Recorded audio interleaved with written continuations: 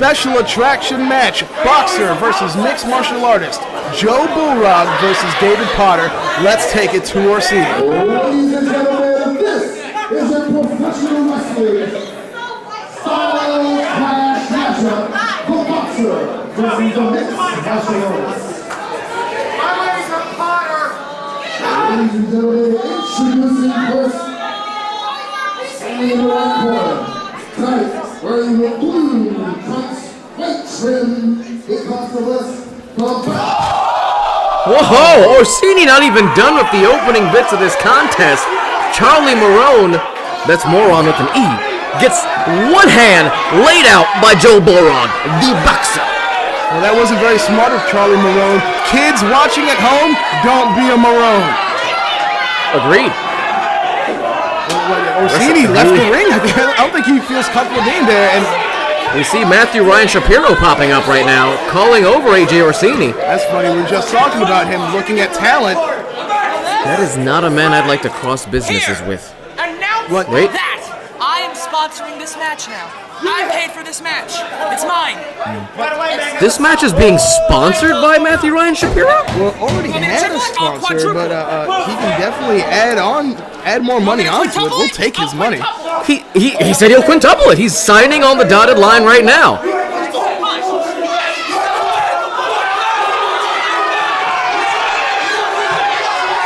Well, we're going to go to Orsini. By XCS Media, we're glad to have us here. But now we have a secondary sponsor for this matchup, the offices of Matthew Ryan Shapiro. That's the official word. This match is being sponsored by the offices of Matthew Ryan Shapiro. Yeah, as I said before, the company SCX already was a sponsor. Now more money being added onto it. And I'll take the money. Yeah, you should be leery going into business with him, but he gets results. If you ever want to talk about a clash of styles, this is it in its purest form. David Potter, a man who has trained in the mixed martial arts, facing off against a man who was trained classically as a boxer before his pro wrestling stint, Joe Bulrog. Well, you gotta wonder what he's thinking. Joe Bulrog, what is he thinking? Because he's not just going against one man. He's going against three. If Marone ever, he's back. He's standing. He's back on his feet. He's back, barely back on a vertical base. He's holding on to that bottom rope. Joe Bulrog, he's got a nasty left hand. Listen, lefties are nothing to joke with. Matty Ming also on the outside. Big, massive presence, and we saw him do some damage in the last one. So much damage that Marone is back in Potter's corner for no explained reason. Well, things happen. Listen, that's what happens with good friends. When you beat the crap out of your best friend, he becomes your guy. That's why he is in the corner of the David Potter. One punch and he wants to run out the ring like a little girl. See that, Joe? Again, that one punch power he has legitimate knockout power. I would never, ever, no matter how much you paid me, try to step in the ring with that man. I don't even want to meet him on a street. He's dangerous. He is that dangerous. But he's confident. I brought up how, intimidated he might be with all these people in the background. However, he's talking to the camera, letting them know that David Potter's a little girl. And it's still a strange thing for me, myself, thinking about it. Joe Bulrog is a trained boxer. Potter is a trained mixed martial artist. When it comes to wrestling, rules change completely. When you're a boxer, you're used to using your hands. It's a lot of footwork. Your hands really do all your guiding moves. When you're an MMA fighter, you're used to doing holds, submissions. He's got a lot more leg work than Joe Bulrog would have. What happens when you take those backgrounds, put them into professional wrestling, and then try to pull a match off that way? Your mind's got to be all over the place as far as rules are concerned.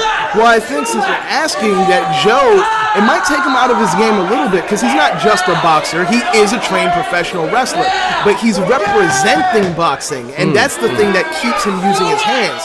he could do a body slam or an arm drag anytime he wants, but the fact that he's representing the sport that he started with, boxing, it makes him want to limit himself. That's what I'm saying. Don't you think it's going to pigeonhole him into the rest of this match so he can really showcase the abilities of a boxer instead of a pro wrestler? I think it can pigeonhole him, but I don't think it will, because he's not an idiot. He knows what he's doing in there, and if the heat is turned up, he'll light that fire. And that's what I'm talking about right there. When you're an MMA fighter, you can use your entire body. That series of knees takes Joe Bulrog into the corner, floats right over, beautiful arm wrench by David Potter.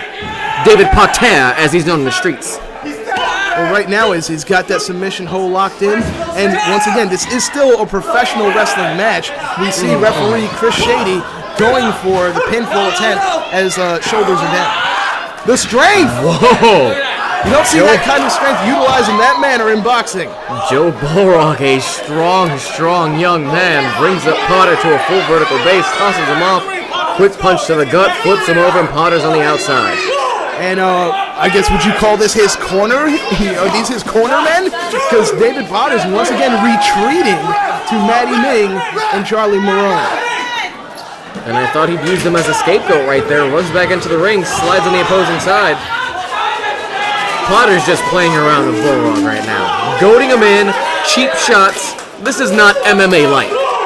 No, not at all. Normally you're trapped inside of a cage and there's nothing you can do but deal with the obstacle in front of you. I'm going to say this, though. I can give it to Potter. He's utilizing what he has in front of him to the best of his advantage. We just saw Matty Ming. I just saw Matty Ming trying to physically interject himself, but to no avail. Right Bulrog bull rushed right past him. Big left arm clothesline, and you see Shapiro right there just stroking the chin. I wonder who he's really looking at in this match. Is it going to be Pater or is it going to be Joe Bulrog? I don't know, but Popman's back in the ring. Welcome back, Mr. Popman. Mr. Pater. Yep. Huge eye rake, also not legal in mixed martial arts. It's not legal in wrestling either, but you know what? It's not? No, but we're not going to stop the match for it. We got a lot of money in this match now. Beautiful key lock right there. Once again, Matthew Ryan Shapiro and XCS Promotions going ahead and putting their money into this match. We're not going to stop it over an eye rake. However, if Joe Bulrog wants this match stopped, he might have to tap out right now. Whoa, the power of Joe Bulrog. Out of that lock, beautiful exploder suplex, full impact, slams the back of Potter down, covers, gets a 2, says our referee Shady Torres. He's favoring that arm though, look at him, he's in a lot of pain. And there goes a suplex. If there's one thing to do against a boxer, it's always go after the hand, especially their main hand, and that would be his left, excuse me. Beautiful fist drop by Joe Bulrog. You know, we've seen a couple of matches like this in the history. Very few. You know, you think of Chuck Wepner and Andre the Giant. You think of Inoki and Muhammad Ali. It's very rare that we get to see these clash of styles compete in a ring like this.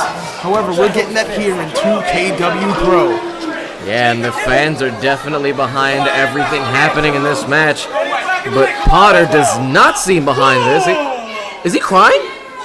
You know, he could be. I mean, that's a lot of pain that... This is only his second time back in the ring. Wait, no, the ref is distracted. You see Dub C is inside the ring right now. No, he needs to get out of there. This isn't fair. Joe's calling for the Raw. No! Big spinning sidewalk slam takes Joe Bulrog down. The ref still completely oblivious to what just transpired. Matty Ming needs to get out of the ring if he wants this to matter. Potter's back in. He's going to capitalize. That's it. I'm calling a 3. 1, 2, 3. No! We got a 2. You know, Joe Bulrog kicks out. But how stupid of David Potter to go ahead and do that pinfall, not even hook the leg, not even apply all the pressure on the shoulders. That was ridiculously stupid. I still don't see how Charlie is up on a vertical base after that big punch at the beginning. And now once again, Matty Ming and Charlie standing over Joe Bulrog. What do they have in mind? Oh, and that guardrail is all steel, and Joe Bulrog had a taste of every bit of it. You know, we talked about, you know, the other Clash of Styles matches we've seen. But you know what? It's not like Muhammad Ali had to worry about the Yakuza jumping into the ring. It's not like we had to worry about Andre the Giant or Chuck Wepner calling their respective friends into the ring. Right now, Bulrog is fighting 3 men, and it's unnecessary. You know what? I can't argue that point at all. Darn right you can't. It sucks. I wanted to see a competitive match between 2 trained athletes, and what I'm getting is a coward using his friends and Joe Bulrog. Hold on, it's still a competitive match. It just so happens that one guy has a slight advantage over the next gentleman. Beautiful chest buster right there. I mean, we saw John Davis take on 2 people, and just one of David Potterman is heavier than John Davis. One of David Potterman? One of David Potter's men. If you can call them that, because they're not acting very much like men. This is the work of cowards. No, they're working like gentlemen. I hear you. Whatever, you know what, I'm not... Whoa! Hooks himself on the ropes as Joe Bulrog. That's quite athletic. Drops down. That fake out's amazing. That is not a boxing move. That's not something you'd normally see from a boxer or Joe Bulrog himself. Hits the ropes, full head of steam. Whoa! Over the top suicide dive. You know, you're worried about him pigeonholing himself? Well, there you go. He is not afraid to step out of those constraints of being a boxer. He will fly and do whatever he's got to get the victory. He took out all 3 men. I see Matthew Ryan Shapiro on one side of the ring, and I still see AJ Orsini on the opposing side. You remember those old Popeye cartoons where you would lift the weights and it would say the amount of weight that's on the barbell? Nah, I think I do. Matty Ming looks like one of those barbells in his all-black attire. Just a big cannonball. But it says money, power, respect. That's the only thing he cares about, money and power. Bulrog getting back there. Oh, come on. There's a referee. Hangman's DDT. Joe Bulrog dropped on the top of his dome. This is it. You know, that could have been a 3. What? That was a very improper cover. First, he already had a pinfall attempt, let go, and then decided, no, he's going to do the posing pinfall. Once again, stupid. Does he not want to win this match? I wouldn't do that. Chop against the upper sternum right there. Calling for the sliced bread. Hits it. That's it. Cover. That's white bread, clearly. Going for the pinfall attempt. 1, 2. Only gets a 2 count, does David Potter. White bread, but not Wonder Bread, because it didn't do the job. Maybe he could have cut the crust off. I hate the crust on my bread. The Bulrog trying to get some energy, trying to get some fans behind him, and the fans are already behind him. The crowd's fully behind him right now, trying to amp him up. But Potter's still in full control of those big right hands. Takes Bulrog up to the top rope. We could be seeing a big superplex right now. Whatever it is could end the match.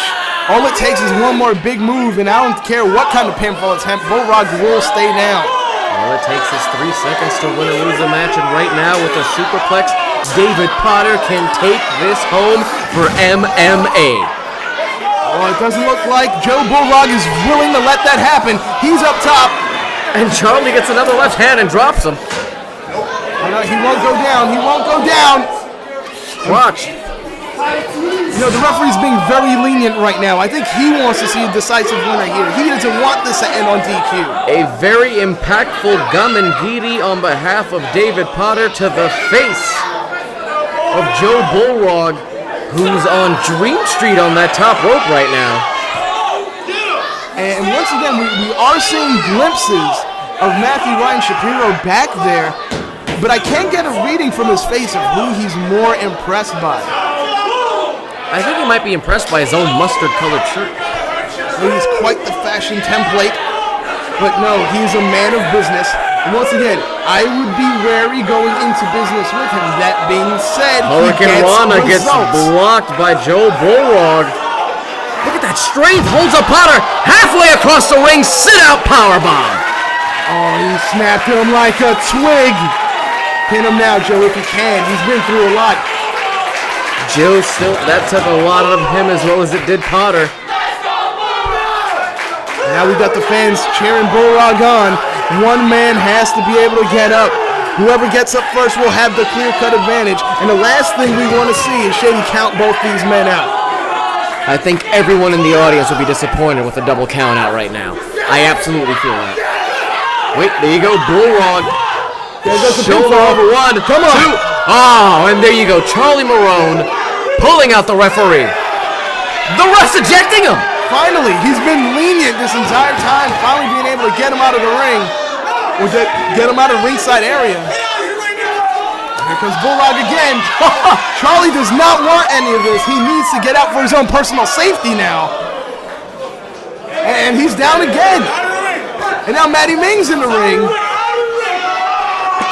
And he doesn't care. He doesn't care at all. He doesn't care about the ref. He doesn't care about the match.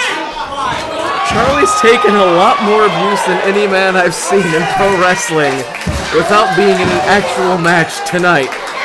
Beautiful spear takedown by Joe Bulrog on Matty Ming. And David Pater is unaware of what's behind him. You see Joe winding up that lefty. That's it. That One punch hand, should be it. one punch, cover, 1, 2, 3. There you have it, your winner. And why is Matthew Ryan Shapiro running around like he just won the Olympic or something? Because he sponsored the match. Joe Bulrog. No, but now he's trying to raise the hand of Joe Bulrog. He throwing the hand away. All right, he had motives clearly for his investment in this match. He wants him as part of the firm. He has to. You don't know that. You will understand this. Well, look, there goes the checkbook. And you know what? There's not a lot of pages left in that checkbook because he signs a lot of them. The man has money and he invests it wisely. He's ready. I'm trying to get some of the words here. You want a challenge?